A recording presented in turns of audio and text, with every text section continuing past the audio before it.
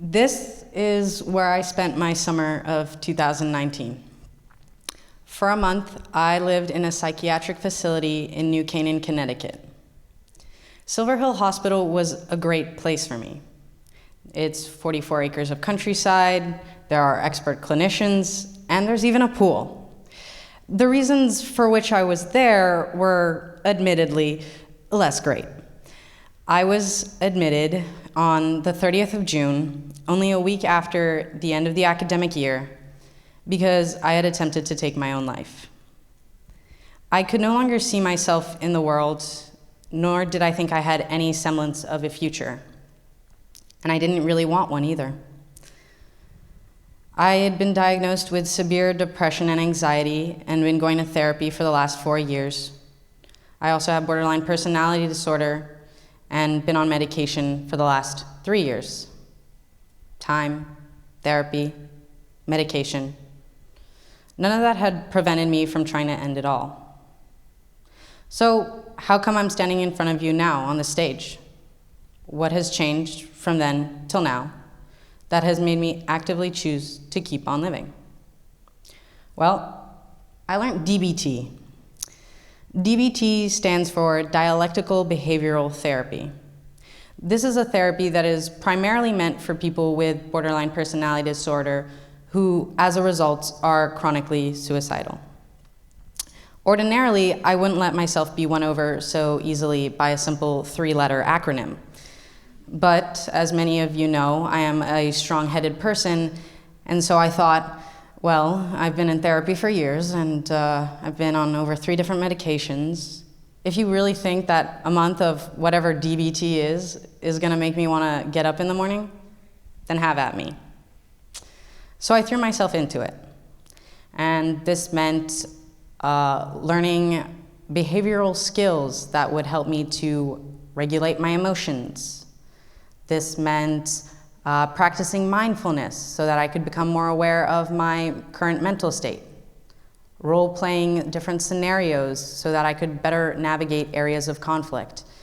And receiving coaching as to how I could keep myself safe in a moment of personal crisis. And this manifested itself in classroom-like settings where I would learn the principles of dialectics, how two seemingly opposite things can coexist. Like, for example, how self-acceptance and change can go hand in hand.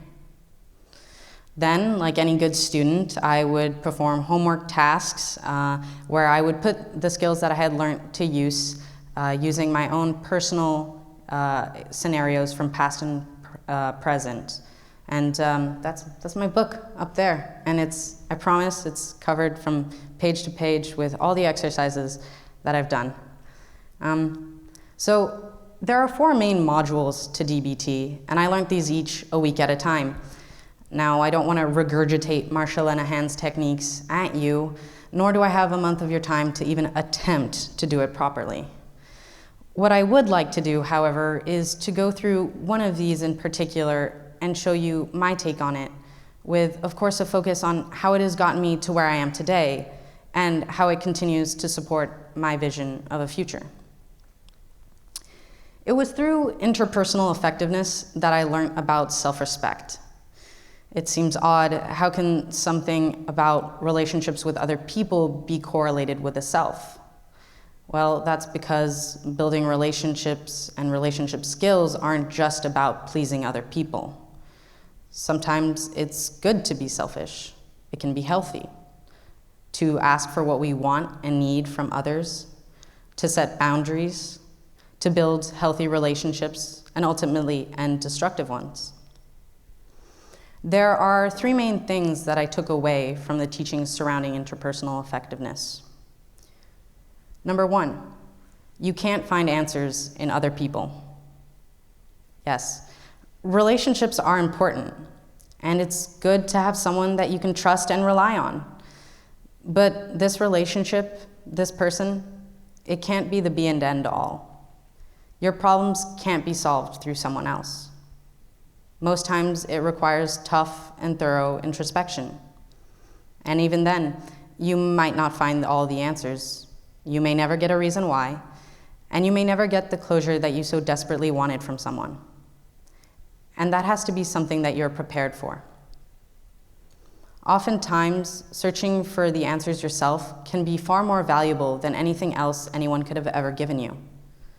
Because it's real, it's truthful, and it's yours.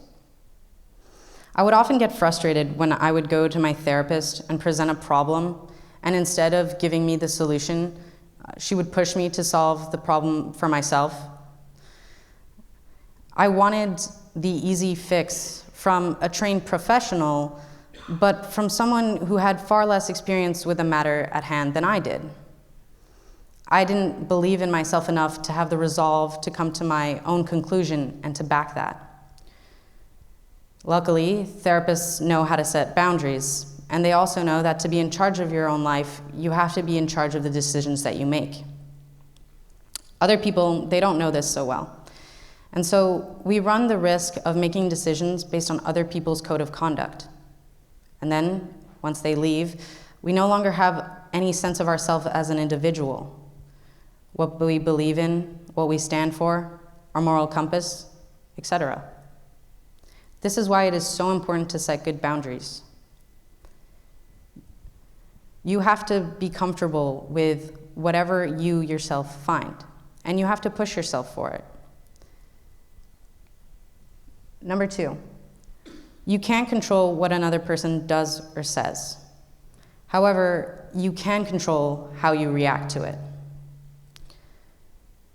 We all operate independently. We all go around acting in ways that are particular to us. We have different conditions and motivations that inform our actions. Therefore, it's unsurprising that we may be on the receiving end of some behavior that makes us uncomfortable. But that doesn't mean we have to tolerate it. One of the most important lessons I've learned from 4 years of therapy is not everything is on you. The tension that people put out there, the hurtful words, those are their words. That is their tension. You don't need to carry that around with you. My maternal grandmother was emotionally and physically abusive. And for the longest time, I believed what she said about me, and I carried it with me, and I let it define me. It was only once I rejected what she put on me that I began to feel much more secure in myself. I knew that I was not the person she thought me to be. I'm my own individual, with my own future that is not dictated by what other people do or say. It can be hard to differentiate between what you can and can't control. Most of us are empathetic by nature, and we want to step in to reduce the burdens of others. This shouldn't be done to your detriment, though. Remember, you can't carry the weight of the world on your shoulders. Number 3, at the end of the day, the only person you have to please is yourself. And for this last point, I'd like to use the analogy of a race. Some of you may have heard the saying, in the race of life, it doesn't matter who comes first. What matters most is being able to finish your race. And I find this to be an essential part of the mindset needed to move forward in life. When we focus on others, we don't run our bests. We're too worried about our placement in comparison to the other runners. We need to focus on ourselves and to take our race into our own hands. Your race is your race. You have to be happy with how you're doing, and that's how you'll get to the finish line. One of the first things the nurse asked me when I entered the hospital was why I was there. And at first I was surprised. She knew why I was there. But what she meant was why I was there to get better. And I said that I was there for my family, because at that point, I didn't care whether I lived or died. I cared if I hurt my family, though. And she said this was good enough for now, but she hoped that by the end of it, I'd be getting better for myself. And I didn't quite understand how important this distinction was. And I would later come to understand that it really does matter. One of the things that my mom asked me when she found out that I was suicidal was, give me 6 more years, 2 to finish off high school and 4 more for college. I think that she believed that by then I would have found something worth living for.